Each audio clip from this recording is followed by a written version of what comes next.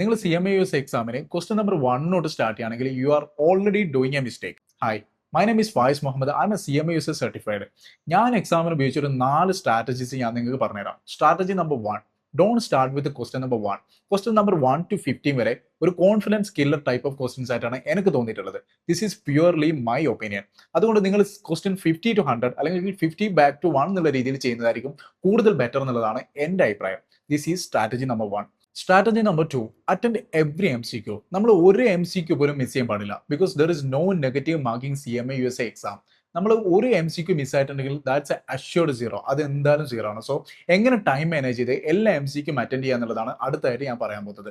So this is strategy number 2. Strategy number 3, ക്വസ്റ്റ്യൻസിന് നമുക്ക് 3 കാറ്റഗറിയായിട്ട് തിരിക്കാൻ പറ്റും. കാറ്റഗറി നമ്പർ 1, ക്വസ്റ്റ്യൻ വായിക്കുന്ന സമയത്ത് തന്നെ നമുക്ക് തോന്നുകയാണ് ഈ ഒരു ക്വസ്റ്റ്യൻ എനിക്ക് ഇപ്പൊ തന്നെ കറക്റ്റ് ആയിട്ട് ആൻസർ ചെയ്യാൻ പറ്റും. ആ ടൈപ്പ് ഓഫ് ക്വസ്റ്റ്യൻസ് ആ സമയത്ത് തന്നെ സോൾവ് ചെയ്യുക, അടുത്ത ക്വസ്റ്റ്യൻസിലേക്ക് പോവാം. കാറ്റഗറി നമ്പർ 2, അതായത് ഈ ടൈപ്പ് ഓഫ് ക്വസ്റ്റ്യൻസ് വായിക്കാൻ നമുക്ക് തോന്നുകയാണ് കുറച്ചധികം സമയം കിട്ടിയാൽ ചിലപ്പോൾ ഈ ഒരു ക്വസ്റ്റ്യൻ എനിക്ക് കറക്റ്റ് ആയിട്ട് ആൻസർ ചെയ്യാൻ പറ്റുമായിരിക്കും. ആ ടൈപ്പ് ഓഫ് ക്വസ്റ്റ്യൻസ് നമ്മൾ കൂടുതൽ സമയം സ്പെൻഡ് ചെയ്യാതെ ജസ്റ്റ് ഫ്ലാഗ് ചെയ്യുക, അടുത്ത ക്വസ്റ്റ്യൻസിലേക്ക് പോവാം. കാറ്റഗറി നമ്പർ 3 ഓഫ് ക്വസ്റ്റ്യൻസ് വായിക്കുന്ന സമയത്ത് തന്നെ നമുക്ക് തോന്നുകയാണ് ഈ ഒരു ക്വസ്റ്റ്യൻ എനിക്ക് മനസ്സിലാവുന്നില്ല.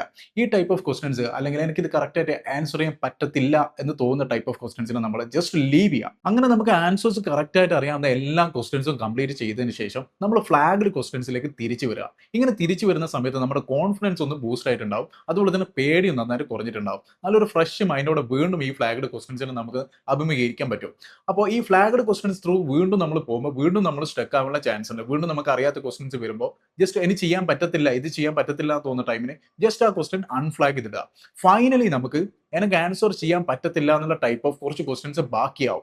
ആ ക്വസ്റ്റ്യൻസ് എങ്ങനെ ആൻസർ ചെയ്യാം അല്ലെങ്കിൽ എങ്ങനെ എന്ത് ചെയ്യാം എന്നുള്ളതാണ് അടുത്ത സ്റ്റെപ്പായിട്ട് നമ്മൾ പറയാൻ പോകുന്നത്. Strategy number 4, logical selection. അതായത് ബാക്കി വരുന്ന നമുക്ക് ആൻസർ ചെയ്യാൻ അറിയാത്ത ക്വസ്റ്റ്യൻസ് ജസ്റ്റ് റാൻഡായിട്ട് ഓപ്ഷൻ ക്ലിക്ക് ചെയ്യാതെ ക്വസ്റ്റ്യൻസ് ത്രൂ നന്നായി പോയിട്ട് നമ്മുടെ മൈൻഡിൽ ഇത് ആൻസർ ആവാൻ ചാൻസ് ഉണ്ട് എന്ന് പറയുന്ന ഒരു ഓപ്ഷൻ മാത്രം ക്ലിക്ക് ചെയ്യുക. അല്ലാതെ ജസ്റ്റ് റാൻഡായിട്ട് ക്ലിക്ക് ചെയ്യാതെ, വീണ്ടും പറയാണ്, റാൻഡായിട്ട് ക്ലിക്ക് ചെയ്യാതെ ക്വസ്റ്റ്യൻസ് വീണ്ടും ഒന്ന് വായിച്ച് നോക്കിയിട്ട് നമ്മുടെ മൈൻഡിൽ ഏതാണോ ഓപ്ഷൻ ശരിയെന്ന് ജസ്റ്റ് തോന്നുന്നത് അത് ക്ലിക്ക് ചെയ്യുക. എക്സാമിന്റെ ലാസ്റ്റ് ഒരു 15 മിനിറ്റ്സ് ഇങ്ങനെ നമുക്ക് ഒരു ഗസ് ചെയ്യാൻ അല്ലെങ്കിൽ ലോജിക്കൽ സെലക്ഷന് വേണ്ടി മാറ്റി വെക്കുന്നത് എപ്പോഴും നല്ലതായിരിക്കും എന്നുള്ളതാണ് എൻ്റെ അഭിപ്രായം.